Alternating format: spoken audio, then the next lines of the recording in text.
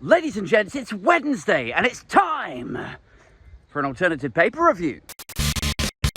First up to the Mail today. Now, we are fully in the throes of the general election campaign now. We've had national service, we've had uncosted gifts to old age pensioners. We've had £75 billion promised to the Ministry of Defence. Where's that coming from? No idea. And today is seemingly Education Day. And yeah, the press release obviously went out to the political editors of the Mail and the Sun. All of them dutifully reporting it, just retailing it out, front pages everywhere. What is the substance of it? Well, the Tories are saying they're going to get rid of these Micky Mouse Degrees. You remember Micky Mouse Degrees, right? It's where you're a working class kid, you did all right in your GCSEs, you went on to A-levels, maybe got a couple of Bs and a C, and through New Labour's university revolution, you were able to go on to higher education. Maybe you were the first person in your family to do so. But realistically, you know you're not going to Oxford or Cambridge, right? Because you didn't go to private school. There's local unis and university colleges that do courses for people like you if you want to continue to study maths or English. But being a working class kid, you had a part-time job and you found yourself actually quite interested in leisure and tourism, in hospitality, in music. And so, yeah, when a course arose at Exeter or High Wycombe Uni, you were like, do you know what? I'll go and do that, because all of the marketing bump for it also says fundamentally this is a business course and the skills you will learn and hone will be 100% transferable into hundreds of corporations' graduate rotation programs. But that is a very working class prism through which to look at these university courses. If you're a Winchester or Eton educated CCHQ alumni, if you're an Oliver Dowden, a Rishi Sunak, a Boris Johnson, a Suella Braverman, a Jacob Rees-Mogg, you're going to look at these courses like, whoa, that's not real university though, is it? I mean, what could you even become with those courses? So that's the first thing. There is a real stinking detachment to the way they are characterising these university courses as Micky Mouse Degrees. The second thing that strikes me about this sort of coverage is the dismissive Tory ultra attitude that's being employed at this. It's like they can't fathom the idea that somebody might go to university to learn a skill just for the pleasure of learning it. Or the idea that you might want to go to a university college to learn glass blowing or sculpting, just so you know how to do it in your garage, or so you could just, set up a little market stall and make them and sell them just for the joy of it. Or even to become a teacher, to teach that skill to other people. They're like, oh, what's the earning potential of this? I mean, how many of these graduates, if you want to call them that, how many of them have gone on to earn over £30,000 a year? Probably not many. And you're like, right, but I like doing this. I could have studied economics or law, but I find that, I'd rather somebody else did that. I like doing this, though. No, don't care. Shut it down. Of course, really what this comes down to is the Tories have allowed education in the UK to become a crumbling, laughable mess. From rack concrete to exploding tuition fees to the student visas debacle, which reportedly will soon mean that some universities have to shut their doors entirely. So overly dependent on overcharging international students were they, that they now can't afford to do without them. And now through a mixture of, Brexit and student visa restrictions and tightening, the student numbers from international circles are just no longer there. Then you've got the teaching recruitment crisis. UK nurseries are enveloping in debt. The only secondary schools to have actually increased their funding in real terms over the last 14 years are private ones. The entire UK education sector is a shambles. So all this announcement is, all these front pages are this morning, is Rishi Sunak and his Conservative Party campaigning headquarters guys desperately flailing around for something, anything, that looks slightly, even vaguely resembling of a policy announcement.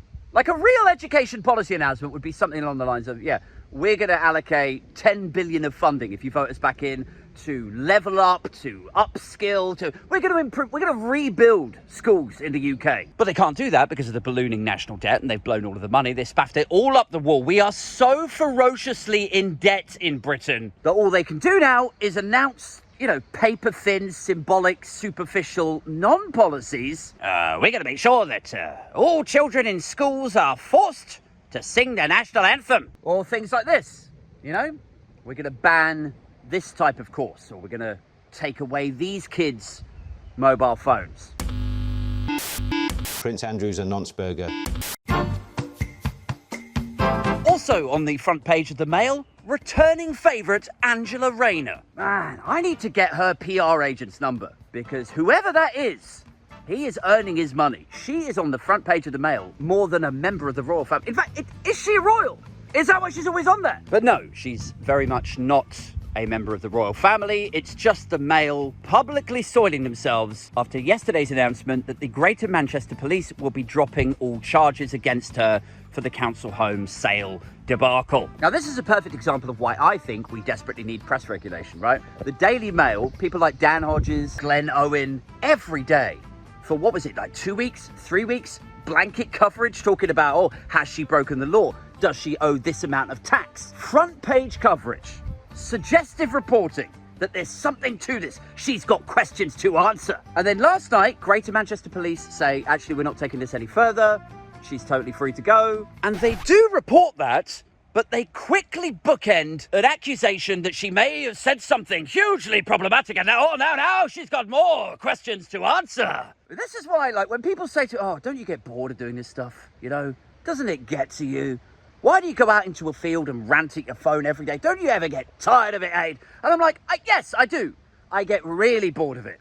But the problem with that is, if I stop, right, if I put down my phone, if I stop ranting and ridiculing and roasting these motherfuckers, they'll just walk all over us because they just don't stop.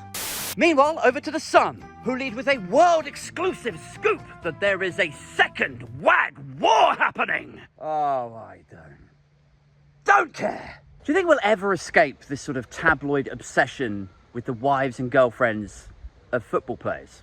You know, who is that for? Who is actually reading this stuff? You know, like, is this for women? Do women love seeing the wives and girlfriends portrayed as sort of, you know, trophy husband hunting gold diggers as this week's stars of the latest tabloid catty bitch fight? Do men like this? Do football fans? I get the feeling that men who are into football just flick to the back pages and look at who won, who scored the goals. Like, I'm not saying there's not a place for it. You know, if two women are warring or saying unfortunate or problematic things about each other or whatever, I'm not saying there's no place for it, that nobody could be interested. I'm just saying, you know, if it's sports related, maybe put it on the back pages. The front page, I feel, should be about the important stuff and like how the country is being run. Like, if you want to run a story about two women saying mean-spirited things about one another, that's fine. But could we at least keep it within close proximity of the political conversation? You know, I don't buy the Sun. It's not really for me. I honestly feel like I'm above it. But if I did have some say in what was plastered on the front pages of this hate rag, and if it had to be something about one woman saying something about another woman, all I'm saying is I would at least like it to be Rishi Sunak's wife talking shit about Keir Starmer's. You know, that's all I'm saying. Can we have a cat fight that matters? Akshata Murthy calls Keir Starmer's wife Lighty Skankfest. Keir Starmer's wife claims Akshata Murthy's friends have confided in her that even she thinks Sir Keir is penger. Like, I'm just saying, that would matter more. But yeah, I mean, far be it from me to school the esteemed and highly regarded journalists of The Sun newspaper. I'm sure they are, you know, top of their game and highly qualified at what they do. I bet absolutely none of them got there with a Micky Mouse degree.